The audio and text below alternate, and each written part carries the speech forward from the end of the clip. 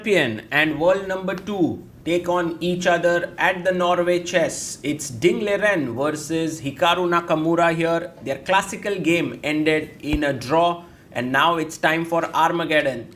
Knight f3 by Hikaru, who has 10 minutes and is in a must-win situation. A draw is fine for Ding, but he has only 7 minutes to begin and we have some kind of an English opening. Liren goes for the Queen's Gambit declined setup. And Hikaru hasn't pushed his pawn to d4. So we'll see if he does that anytime soon. Ding takes his time to understand where he wants his pieces to be. Maybe he can just play bishop e7 and yes, he plays bishop e7. And Hikaru now goes b3. Very logical. Castles and bishop b2 is normal, but he goes g3. Generally, you don't mix these two e3 and g3 moves, and this has not been played much.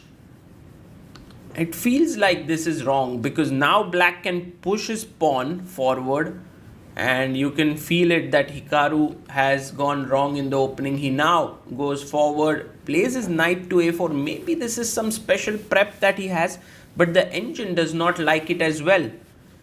In a way, the knight is sidelined and black's pieces are excellently positioned. You can see the knight comes out. Next move, he wants to go e5.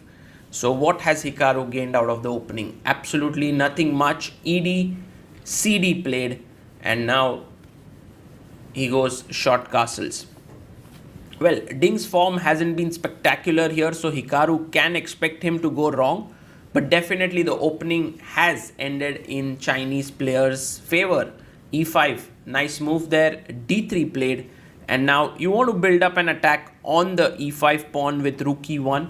The knight on a4 is slightly tricky. It may not be the best piece, but it's also interesting because it has access to these squares which could become important later on. Liren plays h6. He plays this move because bishop f5. Later the bishop can sit on h7. And the g5 square is important. Hikaru tries to expand on the queen side with a3, b4. And maybe it's a good idea to stop that expansion with a5. But as we said, when a5 is played, then the b6 square starts to get a bit weak. So Hikaru might not be so unhappy with the position that he has now. He plays a5, rook e1 played, putting pressure on the e5 pawn. You want to defend it, so bishop d6 seems like the most natural move. Yes, he plays his bishop to d6. And how should white continue? Maybe aiming for b4 could be the plan with rook b1, bishop d2. But then you also have this a3 pawn which is loose. He goes h3. Bishop comes out. Pawn is pushed forward. Ooh, this is very aggressive play by Hikaru. He's just trying to attack Ding on the king side and goes g5. Wow. Takes. And well, if you play with the knight here, then I can just come back with my bishop. And if you take with the bishop, which seems most logical because then you pin here, now it's important to see what will Ding do, because his position is a picture of coordination. If you see all his pieces beautifully placed, but now in order to break the pin, he needs to move his queen, and if he moves it, his king side pawn structure gets ripped apart. Is he ready for that? Is the question here. Ding thinks for a bit right now and plays rook e8. I like this move. It is not so committal. It's a useful move. It protects e5, and later on we'll see how things pan out. c5 by Hikaru. Bishop comes back. 4 minutes for Ding. 8 minutes 37 for Hikaru. So clearly on time he's putting pressure on Ding, but on the position Ding is better here. Now one idea here can be to go knight h4. It's a useful move. Then you make way for the queen and already then look at the f5 square. So there are clearly logical ways for white to continue. Hikaru rightly taking some time because he has plenty. He goes knight b2 and his plan is to go knight c4, and I love this move by Ding. He's ready to get his pawn structure spoilt on the king side. He's not afraid. Knight h4. Hikaru is so quick. He's going queen h5 here. He's trying to intimidate Ding with speed here. f5 played by Ding Liren, and this is again a good move there. Queen comes in to h5. Now the queen knight are here, but two pieces maybe not so enough, but there is knight c4 coming in. Then there is a pressure on c6. There could be pressure on e5. Maybe you have f4 coming in. So yes, white has potential, but Ding's move I really like. King g7. He's just making bishop g6 possible. What a nice move here by Ding, and you can see Hikaru trying his best to spot if there are any tactics that he can get his hands on, because here if there's something that needs to exist, it has to be here. Otherwise black goes bishop g6, rook h8, and simply gets all the pieces in good squares. It doesn't seem like Hikaru has found something here. He is shaking his head. Maybe knight c4 is the move. Maybe you give a check here, but then still the bishop comes up. So that does not work. Knight c4, getting the knight into the game looks very logical. Do you want to give up your bishop for the knight? Maybe also possible. He goes knight c4, bishop comes to g6. One plan is to, if you go queen g5 now, there is bishop d8. And this is something that is not so easy to meet. So maybe Hikaru has to come back to f3, or he has to take. He takes, but now the black king is super safe. He comes back queen f3. And now, how do you continue as black? Because yes, you have great space. I like Ding's move. He centralizes another piece. He brings his rook to the center of the board. And now for white, the pressure on e5 could be something he wants to play with. Rook e2, rook e1 could be an idea. There's also an idea to play on the queen side, rook b1, b4, b5. But Hikaru doesn't even prepare it. He just goes directly b4. And he's telling Ding that I'm coming b5. Then later on your b7 pawn is weak. These are important decisions that Ding has to make with 3 minutes on the clock. And the form he has been, one could expect that he'll go wrong. He takes on b4. Now the important point to note is if you take on b7, then after rook b8 here, d3 is also loose. So that's the reason why, or you can take directly d3. Hikaru has to take care of this. Maybe the best move here is rook b1 or rook a7, trying to win this pawn on b7. And white still has good counterplay here. He goes rook b1. Good move. And now Ding cannot maintain his knight here. And if the knight moves, the rook enters. So yes, there is pressure. He goes knight a6. I like this move. Knight a6 on the board, because if whatever piece takes on b7, c5 is hanging. So important here could be to play knight b6 or knight d6. These are the moves that are possible. But Hikaru, who has 6 minutes on the clock, might not be really thinking very objectively right now, because I think he has to, in his mind, he would be like, okay, I have to try and outplay Ding on time. But 3 minutes, 10 seconds is quite some time that Ding has. So one of the lines, he goes bishop, queen takes. What? Queen takes. That's knight c5 is just coming in. Did Hikaru miss something? Queen a7. Now d3 is hanging. What has Hikaru missed? Because is he going rook b7? Now Ding can get really confused here, because knight d3 is a very important pawn. It gives black these central passers. He plays knight d3 and Hikaru has miscalculated something.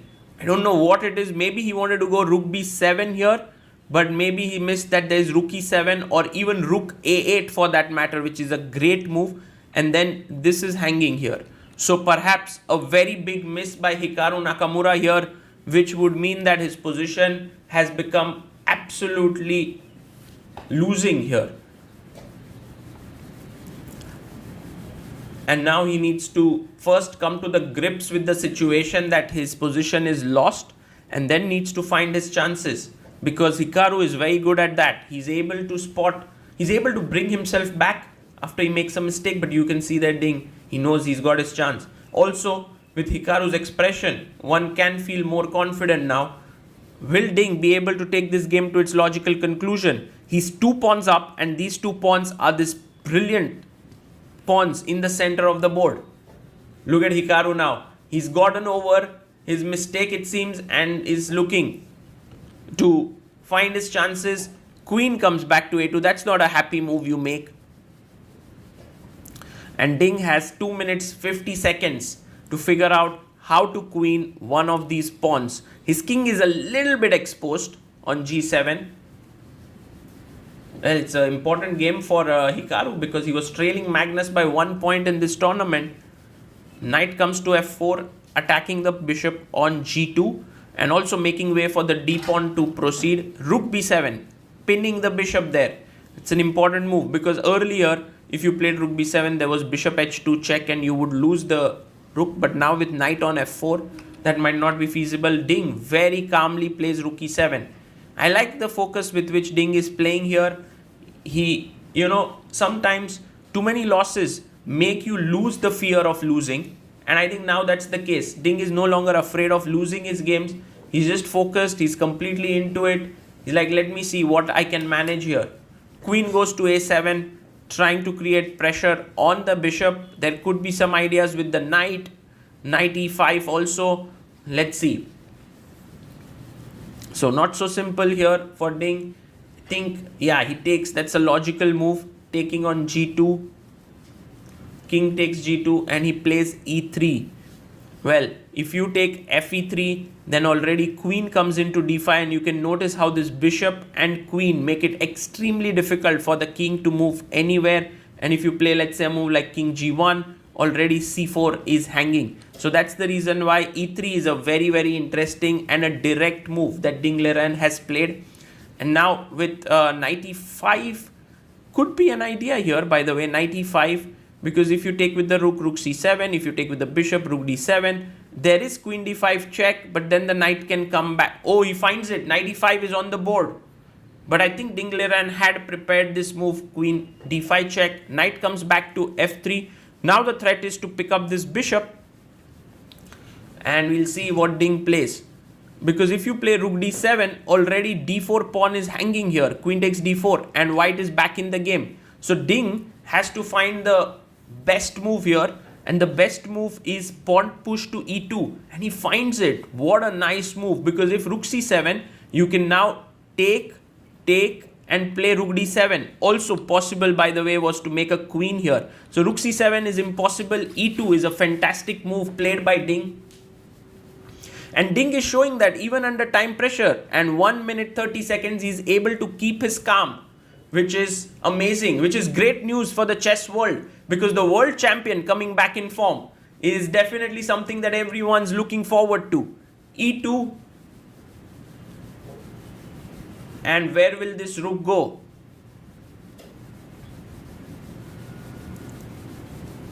Look at Hikaru there, struggling to find his moves. He's thinking about what are the possibilities now. And because he calculates so well, he's of course not able to find any of them. And now rook d7 seems like the best move. Defending your bishop.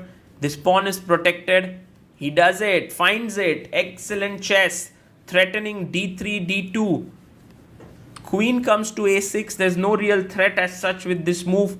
And maybe it's time to push your pawn even further. These are some monstrous pawns that Ding has on the board. d3 is on the board. 1 minute 12 seconds for Ding. Rook b2, trying to stop this final pawn advance. And this is where pressure can be built up. Bishop e5. I like this move. Attacking the rook. The rook comes in and attacks the queen. The queen moves forward here to e4. The rook comes up and attacks now the pawn on g6. With just 1 minute left, Hikaru trying to be as tricky as possible. Ding pushes the pawn, defends his pawn with the queen. And Hikaru goes rook e6. He's just trying some way to make Ding go wrong. But Ding is being very solid. He plays his queen to f5, attacks the rook and says, do you want to trade rooks? I'm happy with it. Rook e7, rook e7. And everything's defended well for the time being.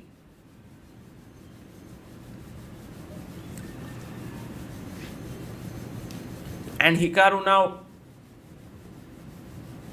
has 1 minute and few seconds for himself.